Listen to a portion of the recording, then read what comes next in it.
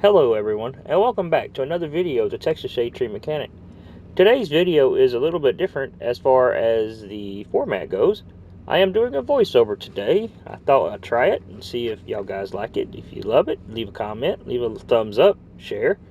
If you hate it, leave a comment, discuss your problems, and we'll work it out. It's an experiment, so we'll go from there. Today's video, we are working on my wife's car. It's a 2012 Nissan Sentra base model. It has a 4-cylinder 2.0 liter and has about 95,000 miles. In this video, we will be doing an engine coolant super flush, an oil change, and in part 2, we will change the passenger side wheel bearing. Before we begin, 500 miles prior to this recording, Prestone's radiator flush and cleaner was added and allowed to run. Now, as you can see, I am using wheel cribs to support the vehicle and allow access underneath. Always consult your owner's manual for the correct lift points to prevent damage to the body or structural integrity. Now, as always, we are beginning on a cold engine. We will remove the lower air and skid plate and position our catch can underneath the petcock to allow radiator coolant to be removed.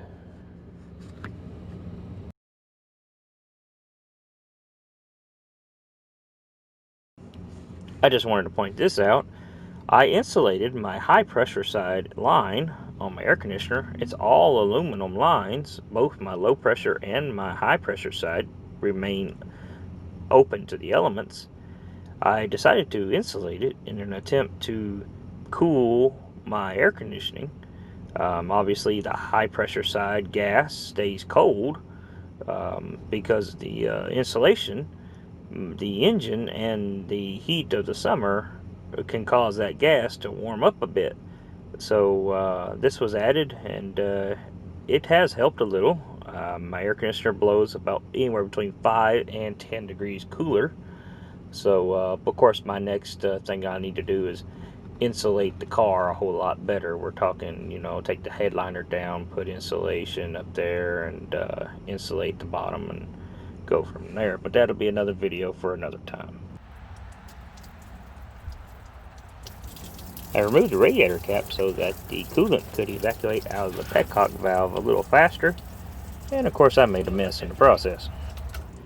As we are doing a super flush, I need to remove the thermostat from its housing, and of course we'll do that by two 12mm bolts, and we'll put the thermostat housing back on without the thermostat and run with distilled water only. Paying very close attention, when you remove the two bolts and pull the thermostat housing off of the assembly, coolant will fall through, so you may want to make sure your catch can is positioned underneath. And of course the thermostat is a little stiff in there, being in there for 95,000 miles. I use a needle nose pliers to gently remove it. While reassembling our thermostat housing, we're very careful not to over tighten or crush our carbon composite material that the housing is made out of, and or strip the threads out of our aluminum housing in which the stainless steel bolts go through, because we do not want to ruin that. Here we decide to remove the coolant reservoir. We remove the two bolts on top for the cross bracket, remove the speed nut holding the reservoir to the inner fender, and then we remove our hose connecting it to the radiator. Now this is a gravity fed system, so be careful when lifting your reservoir up, because coolant probably will come out. Then of course we'll wash it out like we did before and reinstall in the reverse order.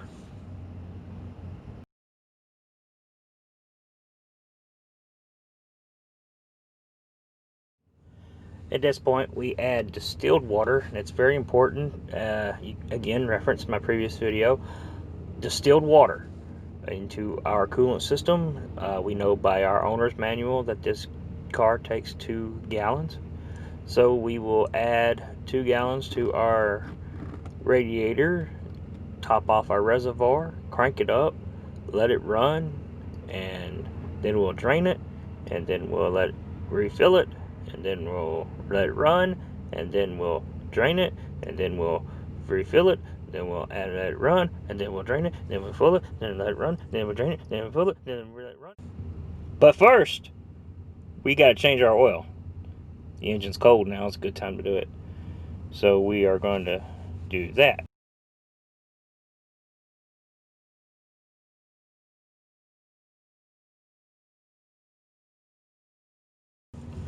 Of course, like any time you do change your oil filter, you want to put a little bit of oil on the oil seal, and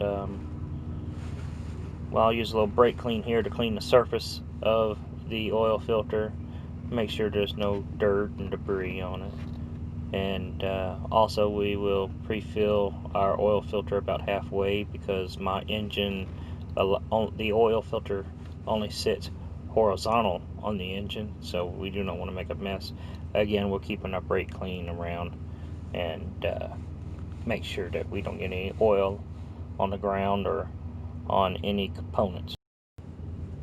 And while I have a little bit of brake clean in my hand, I figure why not? I'll just go ahead and clean my dipstick off too. Take some of that old oil off of it that's been baked on there. Make the dipstick look brand new.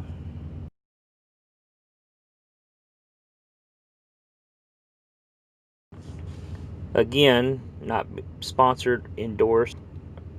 I do personally love Royal Purple's synthetic motor oils. In this car, being 95,000 miles, I have elected to switch to the Royal Purple HMX, which is their high mileage formula. It is formulated with zinc and phosphorus anti-wear additives, and that will help minimize the wear and restore lost engine performance. HMX is chemically enhanced to revitalize the hard seals, reducing engine oil consumption on those higher mileage engines.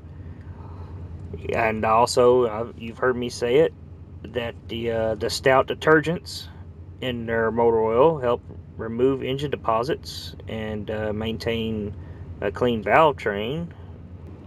It's just a great product. I highly recommend y'all guys give them a try. Anyway, we know that this 4-cylinder 2.4 liter takes 4 quarts of oil. Again, check your owner's manual if you're not sure. This being a 5-quart jug, the jug is marked in increments 1, 2, 3, 4, 5. So we'll go by that, and we'll put 4 quarts of engine oil in our crankcase. Now, you may want a funnel.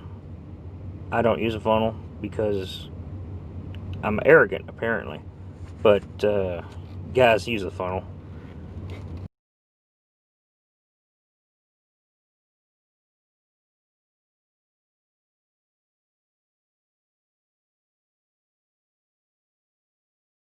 We'll use our freshly cleaned dipstick to confirm our engine fill level and make sure it's in acceptable range.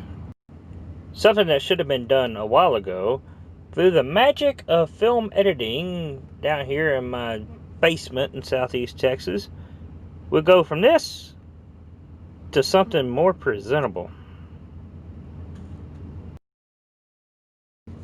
Now with our engine running, we'll go ahead and verify our water levels. Again, we added distilled water to the system, and we'll seal it off with our brand new radiator cap. I think we're going to end the video here, folks. We are currently idling the vehicle so that the fluid is getting a good flush, the coolant, and we'll drain it, refill it again, drain it one more time, and then in the next video you will see me filling it up with the blue antifreeze that Nissan recommends for their aluminum block 4-cylinder engines, and that's what we are going to stick with. We'll put a new thermostat in and wheel bearing hub assembly, so stay tuned for that.